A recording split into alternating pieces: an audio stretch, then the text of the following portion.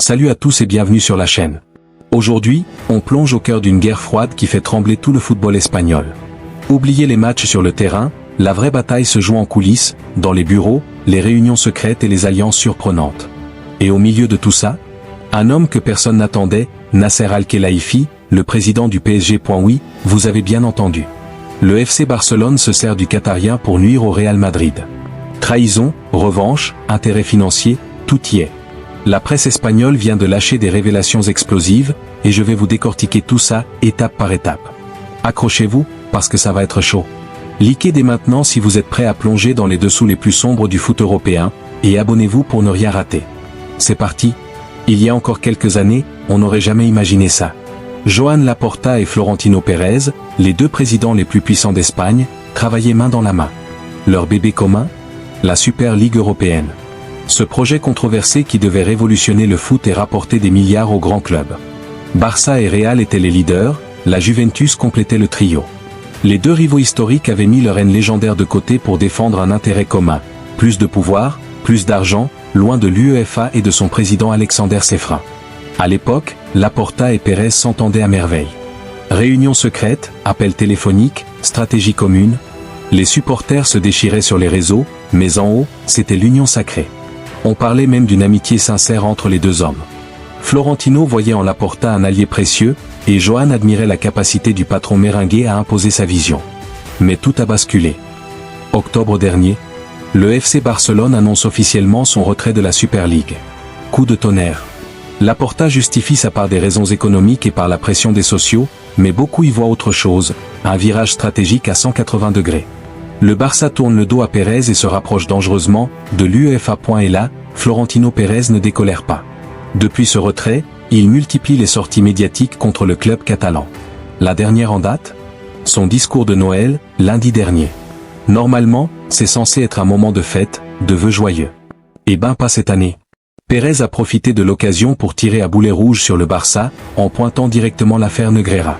Rappel rapide pour ceux qui auraient loupé ça, l'affaire Negreira, c'est ce scandale où le FC Barcelone a versé plus de 7 millions d'euros sur plusieurs années à l'ancien vice-président du comité des arbitres espagnols.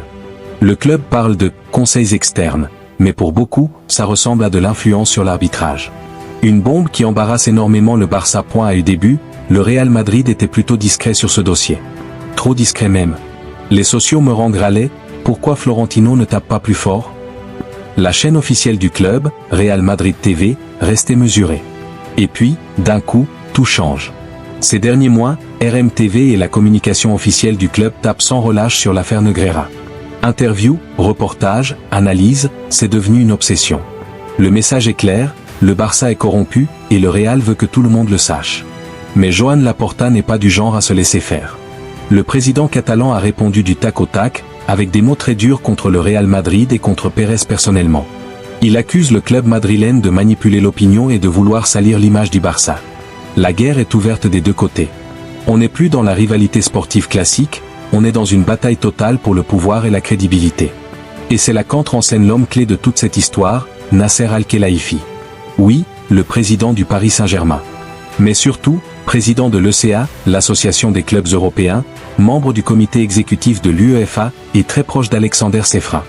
NAK, comme on l'appelle, est l'un des hommes les plus influents du foot mondial aujourd'hui. Selon la Cadena Ser, une radio espagnole très fiable, c'est précisément le rapprochement entre le Barça et Nasser Al-Khelaifi qui a déclenché cette guerre froide. Pourquoi? Parce que le Real Madrid est en clash total avec l'UEFA depuis la Super League. Florentino Pérez n'a jamais pardonné à Cefrin d'avoir torpillé son projet. Et le PSG, emmené par Nasser, a toujours été farouchement opposé à la Super League. Les tensions entre Pérez et Al-Khelaifi sont connues de longue date. Du coup, quand Laporta commence à se rapprocher publiquement de Nasser, Pérez y voit une trahison personnelle. Pire, une provocation. Les images de Laporta et Nasser s'embrassant chaleureusement lors de réunions ont été largement diffusées. Et selon la presse espagnole, ce n'était pas un hasard. Le Barça voulait que ces images arrivent jusqu'à Madrid. Message envoyé, on est désormais dans le camp opposé. Mais pourquoi le Barça fait-il ça? Il y a deux grandes raisons, et elles sont très pragmatiques. Première raison, le fair play financier. Le FC Barcelone est dans une situation économique catastrophique. Des dettes énormes, des salaires astronomiques. L'UEFA avait infligé une lourde sanction au club pour non-respect du FFP, une amende potentielle de 60 millions d'euros. En se rapprochant de l'UEFA via Nasser Al-Khelaifi, Laporta a réussi un coup de maître. L'amende est passée à 15 millions seulement. Une réduction énorme qui soulage énormément les finances catalanes. Coïncidence? Bien sûr que non. Deuxième raison, l'affaire Negreira. Le Barça craint que ce scandale ne dépasse les frontières espagnoles et n'atteigne l'UEFA ou même la justice européenne. En se rangeant du côté de Cefrin et de Nasser, le club espère que l'affaire restera contenue en Espagne et n'aura pas de conséquences sur la scène continentale. Pas de points de pénalité en Ligue des Champions, pas d'exclusion. Le Barça joue sa survie à long terme. En échange, Nasser Al-Khelaifi gagne un allié de poids en la personne du FC Barcelone. Un club historique, avec une voix forte en Europe. Et surtout, il affaiblit encore plus le Real Madrid, son grand rival dans la guerre Super League UEFA. Tout le monde y trouve son compte, sauf Florentino Pérez. Alors, est-ce que le Barça utilise vraiment Nasser pour nuire au Real? La réponse est oui, selon les informations de la CAD Nasser et de plusieurs médias espagnols. Ce n'est pas juste une alliance d'opportunité. C'est une stratégie délibérée pour isoler le Real Madrid sur la scène européenne. Pérez se retrouve de plus en plus seul. La Juventus a aussi pris ses distances avec la Super League. Il ne reste quasiment que le Real comme porte-étendard du projet. Et Nasser Al-Khelaifi, lui, sort grand gagnant pour l'instant. Il renforce le camp UEFA, il protège les intérêts du PSG, et il place un pion majeur avec le Barça. Son rôle dans cette guerre entre les deux géants espagnols va être absolument primordial dans les mois à venir. Imaginez les prochaines assemblées de l'ECA ou de l'UEFA, Laporta et Nasser d'un côté, Florentino isolé de l'autre. Les votes sur les réformes, sur le format des compétitions, sur le calendrier, tout peut basculer. Et en toile de fond, la Super League qui refuse de mourir complètement.